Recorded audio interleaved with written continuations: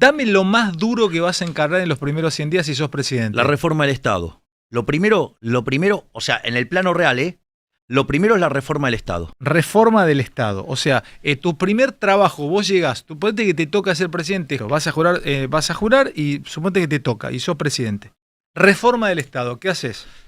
Reforma de la ley de ministerios. O sea, se eliminan todos, salvo 7. ¿Van a quedar 7 ministerios? Se eliminan todos, salvo 7, y se suma 1, que es el de capital humano. Capital humano tiene 4 grandes áreas. ¿Qué son? Familia, niñez y familia, salud, educación y trabajo. Va a ser una ministra, ¿Quién se es? llama Sandra Petovelo. Sandra Petovelo va a ser la ministra de Capital Humano y va a tener familia, niñez, salud, educación y trabajo. Niñez y familia, ¿por qué? Porque el core central del capital humano, esto es muy importante. Cuando vos tomás el debate sobre crecimiento económico, si vos lo ponés solamente en términos de acumulación de máquinas, acumulación de capital físico, solamente explicás el 15% del crecimiento económico. Solamente el 15%. Entonces, ¿cómo explicar los últimos 250 años de historia de la humanidad? Donde tenés una explosión de crecimiento económico nunca vista, ni siquiera imaginada. Entonces, vos tenés que explicar el crecimiento económico. Para explicar el crecimiento económico, la literatura decidió irse por el progreso tecnológico exógeno. Entonces no tenías teoría del crecimiento económico, porque si todo el crecimiento está aplicado a dedo, no. Ahí, cuando solo hace el testeo del modelo en el año 57, del modelo del 56, solamente explica el 15%. Entonces de Chicago le dicen, básicamente George Stigler, que era el director del Departamento de Economía, el problema es que vos no estás contemplando el capital humano. Cuando se hace ese planteo, en la Universidad de Chicago se desarrollan 2 líneas de capital humano. Hay una que es la más conocida, que es la de Gary Becker, que es capital humano en términos micro. Tiene un libro hermoso que se llama Capital Humano. Y después está la línea macro. La línea macro, y lo voy a mencionar porque esto es muy interesante, la desarrolla un japonés que se llamaba Hirofumi Usawa. Para los argentinos debería ser muy importante Hirofumi Usawa, porque Hirofumi Usawa fue el tutor de tesis de uno de los 5 más grandes economistas de la historia argentina, que fue Miguel Siderowski. Miguel Siderowski murió a los 28 años. Sugiero enfáticamente a tus espectadores que lean el discurso que da Milton Friedman sobre Miguel Siderowski. Es a la memoria de Miguel Siderowski. Básicamente, su tesis doctoral modificó la forma de pensar el análisis económico, la forma que metió el dinero adentro de un modelo de Ramsey. El modelo de Ramsey es el equivalente del Solow, pero con optimización dinámica. O sea, una maravilla. Tipo brillante, superlativo. Sus ayudantes, uno de sus ayudantes, Stanley Fischer. Otro era Stiglitz. Daba clases en el MIT, daba clases en el curso de Samuelson. O sea, estamos hablando de un tipo que era fuera de serie. Entonces, ese fue el tutor de tesis de Siderowski. Claro, capital humano. Entonces, después el debate se reinicia en los 80s con Paul Romer, con la tesis doctoral de Paul Romer. Quien lo tutorea es Robert Lucas Jr. Y que Robert Lucas Jr. es el que vuelve a meter el problema del crecimiento económico después del triunfo de expectativas racionales. O sea, dice, bueno, volvamos a la fuente, porque acá lo que hay que explicar es el crecimiento económico. ¿Cómo se llamaba la obra más conocida de Adam Smith? Investigación sobre la naturaleza y la causa de la riqueza de la nación. Se llama Investigación sobre la naturaleza y las causas de la riqueza de las naciones. Y en el fondo lo que tiene ese libro es un modelo de crecimiento económico. O sea, ¿por qué Adam Smith es brillante? Adam Smith es brillante porque Adam Smith es a la economía lo que Gauss a la matemática. Lo interesante es cómo sistematizó, se adelantó 200 años a su época. Es decir, es el mismo problema de Gauss en la matemática, un tipo que estaba 200 años adelantado. Entonces digo, ¿con quién podía discutir Gauss? Nadie entendía lo que decía Gauss. Pero tipo era brillante. O sea, dice, no, tenía mal humor. Y sí, tenía mal humor, porque todo el mundo le parecía boludos. ¿Qué querés que te diga? Y sí, no se fumaba a nadie. Claro, es un adelantado, totalmente. Bueno, entonces, y después a Adam Smith, arrancando por Malthus en adelante, todos salieron a pegarle. Es más, a inicio del siglo XX, todos estos problemas del crecimiento económico, Marshall ya los estaba viendo. Técnicamente se llama que tenías rendimientos crecientes. O sea, vos te estaba subiendo la población y el producto per cápita te subía. Con el instrumental neoclásico convencional. No puedes explicar. Tiene problemas de diseño el instrumental neoclásico. Entonces, Marshall, Alvin Young, todo empiezan a ver cómo carajo explicar estos problemas. Y el problema es que de fondo, esos rendimientos crecientes tienen estructuras de mercado concentradas. Por eso muestran rendimientos crecientes. En ese contexto, Es más, si vos lo llevas al límite y vos tenés rendimiento creciente, te va a quedar una empresa sola. Pero eso es un problema de índole matemática de los economistas, no es un problema de la vida real. Entonces, en ese contexto, los tipos empiezan a buscar cómo explicar ese problema. Y una de las cosas que explica, que ya se le había ocurrido a Marshall, era la idea del capital humano. Pero él no desarrolla esa idea. Él habla de las externalidades de capital. Entonces todas las empresas tienen rendimientos constantes a escala, pero si son muchas empresas teniendo capital, hay una externalidad por el tamaño de empresas que hay con capital. Bueno, todo eso lo levanta en el año 83 Paul Romer. Y su tutor de tesis, ¿quién es? Robert Lucas Jr., que había sido alumno ¿de quién? De Usawa también. Te hago una pregunta. ¿Se aplicó hasta ahora en la teoría económica moderna? ¿Algún país tiene capital humano como ministerio? No. ¿O lo vas a hacer lo vamos a hacer nosotros? Por primera vez. Obvio. Va a ser la primera vez que un país tenga un especialista en crecimiento económico. Presidente. Capital humano. Pero dame un segundo. Sí. Porque entonces, ¿qué es lo que pasa? Empieza todo el debate de vuelta. Aparece toda la teoría del crecimiento endógeno. ¿Y qué hacen? Van y lo testean. Va Mankiw, David Romer, no Paul Romer. Y después David Weil. O sea, entonces Mankiw, Romer y Weil hacen el testeo. Y cuando meten el capital humano, logran explicar cerca del 90% del crecimiento. Entonces, ok. El factor fundamental dentro del crecimiento económico es capital humano. Capital humano tiene dos dimensiones. Tiene una primera dimensión que es que la gente se alimente, Ale. La gente tiene que morfar. Si no morfa, después no puede estudiar.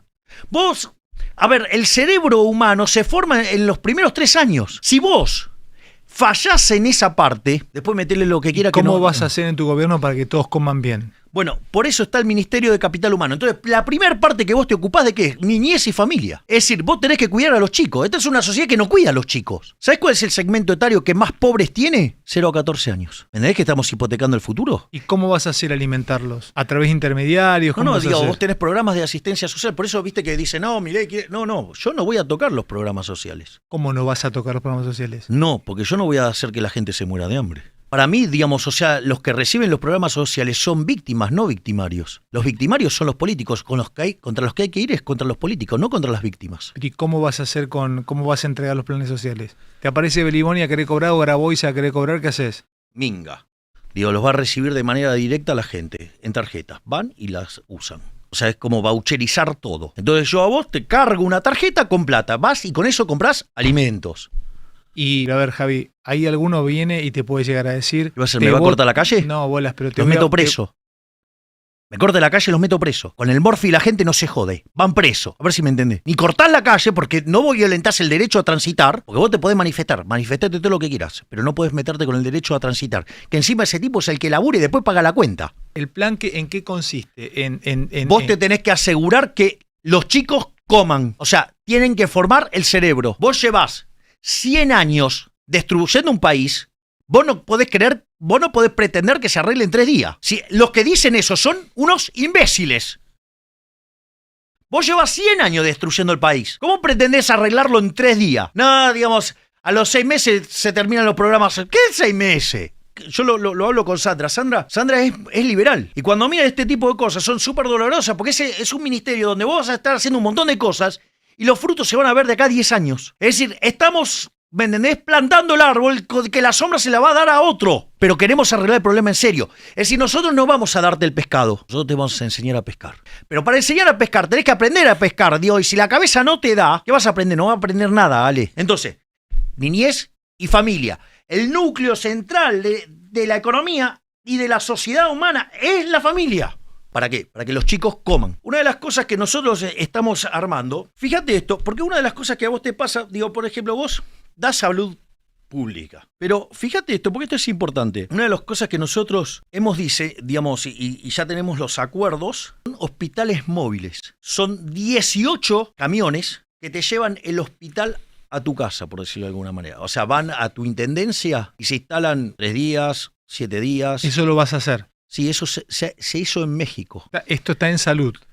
Sí, esto está dentro de porque salud. ¿Cuál es la primer línea importante en salud? La prevención. Y van esos camiones y te arman un hospital en un lugar. Entonces vos te atendés, para que te des una idea, hasta tienen peluquería para raparte por el tema de los piojos, por ejemplo. Uh-huh. Entre otras cosas. Ni que hablar de hacer tomografías, o sea, y un montón de cosas. Y si el caso es muy complejo, también tienen para derivarlo y llevarlo al hospital. Entonces, ¿eso qué es lo que hace? Toda la cuestión del diagnóstico y todas las cosas de trinchera, las resolvés ahí. Y solamente va al hospital los casos complejos. Y las empresas de salud privada, tipo las de Velocopit, OSDE y todo eso, ¿van a seguir estando? O sea, ¿tenés algún plan para ellas? Obviamente. ¿Vos sabías que Argentina a fines del siglo XIX tenía el mejor sistema de salud del mundo y no estaba el Estado en el medio? ¿Sabés cómo se organizó la salud en Argentina? Estaba las agrupaciones por comunidades. Pero va a haber salud pública, además de esto que es privado. Sí, está bien, pero al margen de esto, fíjate, ¿cómo se organizó? Por medio de agrupaciones por sus orígenes, digamos, de dónde venían, ¿no? Entonces, por ejemplo, tenés el hospital italiano, el hospital alemán. El español, sí. Digo, ¿por qué? Porque se agrupaban por comunidades. Después había otra forma que se agrupaban por trabajo. ¿Cuál fue la primer prestadora de servicio de salud más importante de la Argentina? Así que era la fraternidad. Porque el sector más importante de la Argentina en ese momento, ¿qué era? El ferrocarril. Por eso, digamos, era, si vos querés, la obra social más grande. Después vos tenías otra parte que era, ¿qué pasa si vos vivías en el campo? Si vos de ir desde el campo hasta la ciudad en una emergencia, eso te podía costar la vida. Entonces, ¿qué hicieron los dueños de los campos? Se armaron sus propios hospitales y se atendía no solo a las familias, sino que además atendía ¿a qué? A los trabajadores. Y la salud pública era solamente el 3%. Vos tenías el mejor sistema de salud y no estaba el Estado en el medio. ¿Y eso lo querés volver a hacer? Sí, pero eso no se puede hacer de modo instantáneo. Entonces, o sea, eso requiere... Por eso nosotros cuando hablamos de la reforma del sistema de salud, hablamos de reforma de tercera generación. ¿Vos pensás que cuando yo hablo de nuestro programa de gobierno, es un conjunto de reformas que me excede a mí?